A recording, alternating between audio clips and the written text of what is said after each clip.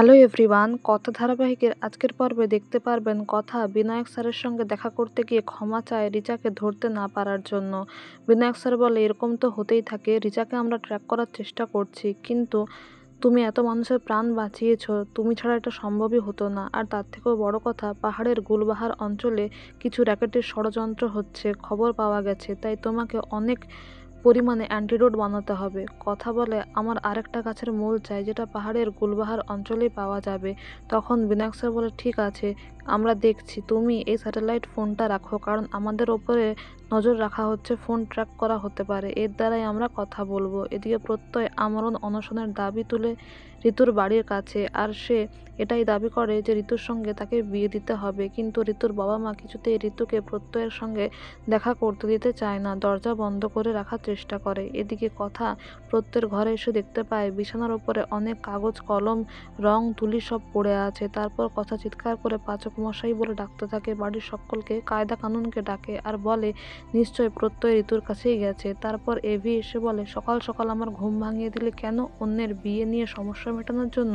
বিয়েটা কে আবিষ্কার করেছে? বিয়েটা খুব খারাপ জিনিস। কথা বলে, বিয়ের মতো শুভ পবিত্র জিনিস নিয়ে আপনি এত বড় কথা বললেন? ভগবানের আশীর্বাদ ছাড়া, ইচ্ছে ছাড়া কিন্তু বিয়ে হয় না। এই বলে কথা এভির মধ্যে খুনসুটির ঝগড়া চলতে থাকে। তারপর সবাই বলে, আমরা একটা অন্য সমস্যা নিয়ে এসেছি, সেটাতে কনসেন্ট্রেট করো।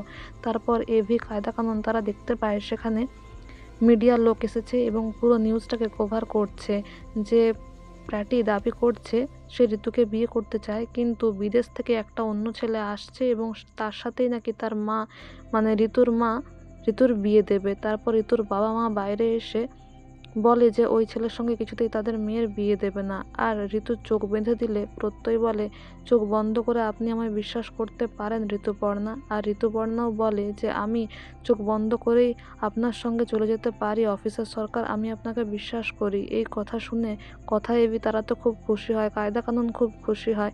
তারপর তারাও আমরণ অনশনের দাবি করে। তারা বলে যে ঋতুপর্ণাকে গুহবাড়ির ছোট বৌমা করতে দিতেই হবে। আর ঠিক সেই সময় HOF মানে শশীভূষণ গুহ সেখানে চলে আসে, আর কথা সেটা দেখতে পায়, বলে এবার কি হবে?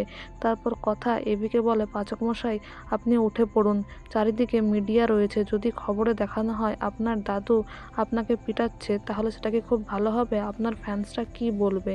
তখন এভি বলে, তুই আমাকে ব্ল্যাকমেল করবি না, আমি কিন্তু ভুলে যাইনি তুই কি করেছিস, তোর কোনো কথা আমি শুনবো না, আমি কাউকেই ভয় পাই না, আমি আমার ভাইয়ের জন্য এখানে অনশনে বসবো, প্রতিবাদ করব। এদিকে কর্তা দাদু খুব রেগে গেলে সবাই মিলে জোর করেই এভিকে মাদুরসহ তুলে নেয়। আর কথা মনে মনে হাসে আর জুনিকে বলে, আমার মাথায় একটা বুদ্ধি এসেছে, প্রত্যয়দার মতো আমিও দাবি করব, গলায় লিখে ঝোলাবো, মানে দাবি করব যে পাচক মশাই যেন আমার ওপর থেকে রাগটা তুলে নেন। তো বন্ধুরা, এই ছিল আজকের আপডেট। Thank you.